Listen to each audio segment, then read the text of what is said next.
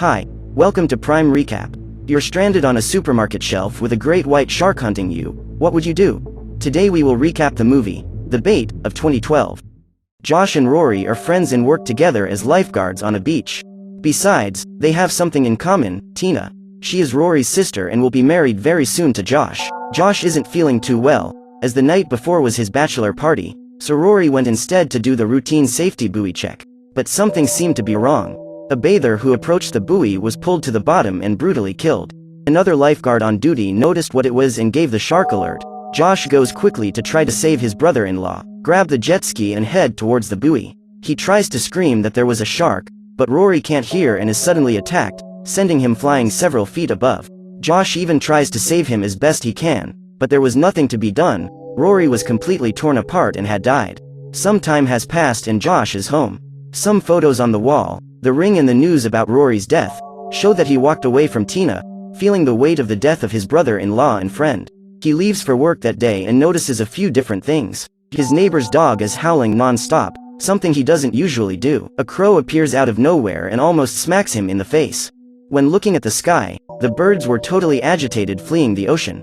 When animals are acting like that on the coast, especially birds, it's better to follow them. There's a tsunami coming.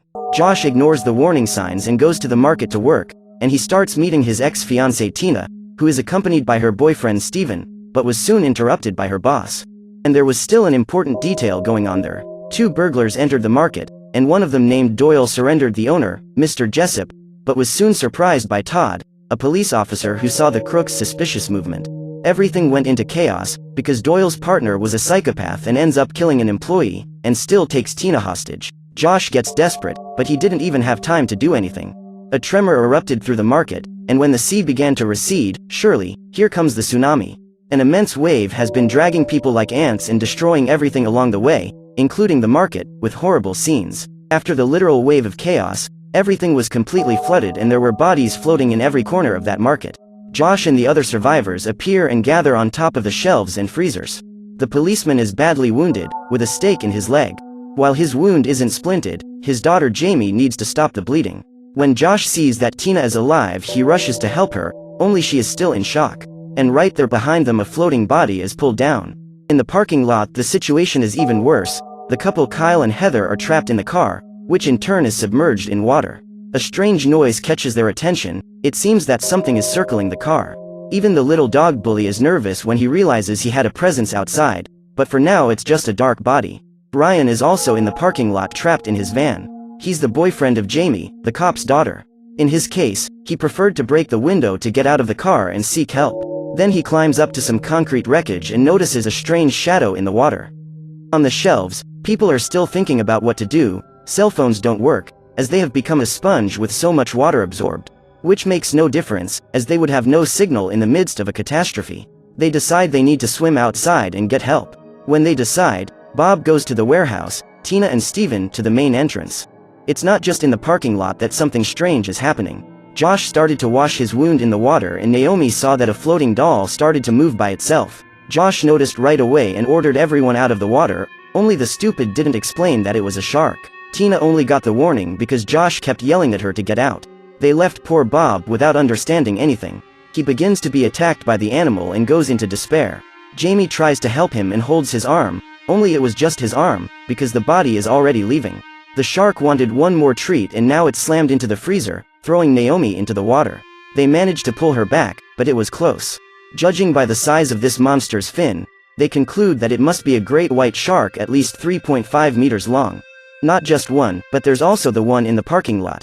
Ryan continues looking for any survivors, but only finds dead along the way. The annoying couple is fighting over the fake shoe Kyle gave Heather. The guy wants to break the glass to get out of there, which would kill them both for sure. But Heather opens the sunroof panel and unlocks it. The problem is, she saw a not-so-friendly gigantic white shark strolling in front of the car. The shark decides to violently crash against the car windows that are about to break. If they don't get out of the car soon, the shark will be able to force open it. Ryan sees that the two are in danger and warns them to stay put. He had a plan. He sawed off a dead person's arm and waved it in the water to lure the shark with the blood, which really works. And he yells for the couple to swim to his van. But the damn shark changed its course and headed towards them. Kyle threw the bully in the water so the shark could eat him so he could get in the car in time. Obviously Heather goes into despair and is furious with her boyfriend. Ryan is trying to find a way out of there, with the shark trying to get him anyway. He came up with the idea of using the iron plumbing attached to the ceiling to cross over. The shark is right down there just on the prowl. When he was almost there he fell into the water. Desperate with the shark approaching, he manages to climb into the car, but with the force of the shark's crash, Kyle slips into the water and is caught by the monster. Here's revenge for you who hated him, there's nothing left. Up there, people keep fighting non-stop because they don't know what to do. The new tremor comes and knocks out some of the high-voltage wiring. Todd asks where the market's power plant is. They need to shut it down so they don't get electrocuted, and Josh says it's inside the warehouse. He offers to go swimming there, but Tina says that with the wound he has on his arm, he would be an easy target. So Steven has an idea. They take several crates, used in carts and shelves in the market, and make a kind of armor on Steven, tying heavy cans so that he walks more easily. Worst of all is this system for him to breathe, 150 miles of hose for the guy to pull air down there. How could this work in reality? With all this contraption, Steven jumps into the water, and in his first steps he already met the shark, who gave just one touch and didn't want to feed on the snack in the iron packaging. It seemed then to be working. Steven advances to the storage sector where the main power switch is, with difficulty as there are many bodies along the way. When he gets there, the contraption's barrel is short and doesn't allow him to reach the lever. And Josh keeps pulling it back, otherwise the tube will fall into the water. Instead of taking out the cans first and then removing the breathing tube, he preferred to do the reverse. He managed to turn off the power, but the weight held him to the bottom. Steven was dead. At least he completed the mission for the group. As Josh talked to Todd, he realized that maybe the air conditioning pipe was an interesting option for them to escape. They throw a rope to check the resistance as to the weight supported, and it looked reasonable. Mr. Jessup offers to come upstairs. Josh and Doyle lift him up to the pipe, and when he manages to get in, a horde of crabs is approaching his head. He slides down from above and almost falls into the water. However, this attracted the damn shark, who leapt up and cut Jessup in half. With one more death, they decided to change plans again. Doyle decided that he would set up a kind of harpoon with the butcher's hook to keep the shark trapped, so they could escape. And that's what they're talking about. Who goes there to pick up a hook? Todd decides that he will do the mission, and asks Josh to take care of his daughter. But Jamie jumps into the water and swims wildly. They try to make a lot of noise to distract the shark, but obviously it didn't happen. Jamie is very close to being captured by the creature. And she even tried using a meat hammer to smash the evil fish in the face. She got the hook and a nice piece of meat. And on the way back, the shark almost ripped off the girl's legs. The bait idea didn't work out too well. The shark didn't want the butcher's dead meat. One of the survivors, who was all the time making sadistic jokes and acting fearful, is actually the burglar who killed the girl there in the beginning. Only no one knew. After all, he put his mask on a body thrown in the water. He takes Naomi hostage and has the most terrible of ideas, use her as live bait, and then throws the woman into the water. The amazing thing here is that Doyle caught him off guard and stuck him with a makeshift spear he'd been making for some time.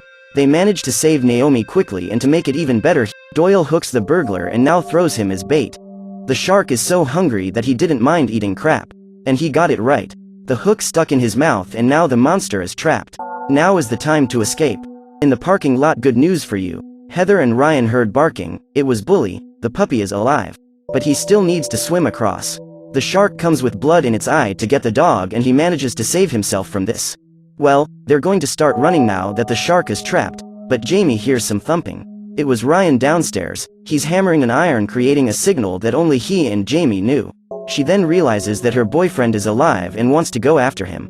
Todd asks Josh to accompany his daughter there. They go to the access stairs and need to close a door so it doesn't flood the entire parking lot when they enter. But when opening the door, Ryan and Heather scream to get out of there because of the other shark. They swim towards the car and manage to escape. Jamie says they're on top of her dad's car and there are guns in the trunk. With the impact caused by the shark, the rear window is broken. So Josh takes a chance, but manages to grab a stun gun and a powerful shotgun. From above the car, the shots wouldn't be as efficient, so Josh jumps into the water in the best Max Payne style, waits for the perfect timing of the shark's attack and blows him up from below. Finally, a nice decision by a character. But they need to get out of there, and remember, the other shark, despite being trapped, is alive. Everyone gathers up there, and as the entrance is blocked, Doyle sets up a scheme with the Jeep's steel cable that blocks the way. Plugging it into the power box will blow up the entrance and clear the way. However, a new tremor appears and disrupts the plans. Everything starts to come crashing down, and of course, the shark escapes the hook. Doyle climbs the power cables to avoid getting caught, and Josh takes his shotgun to turn the shark into sushi. But in reality, the weapon fails miserably. So he runs down the ramp, hangs upside down from the ceiling, and when the shark jumps out of the water, he fires the stun gun right in the shark's nose, electrocuting and making a nice sushi, only fried. Doyle activates the power box, and then the car battery explodes, finally freeing the passage for them to leave that place. Everyone is fine, including our puppy friend. But the passage of the tsunami was terrible and leaves a trail of colossal destruction. So what did you think of this movie? Leave it in the comments below. And if you liked the video, please like and subscribe for more movie recaps. See you next time.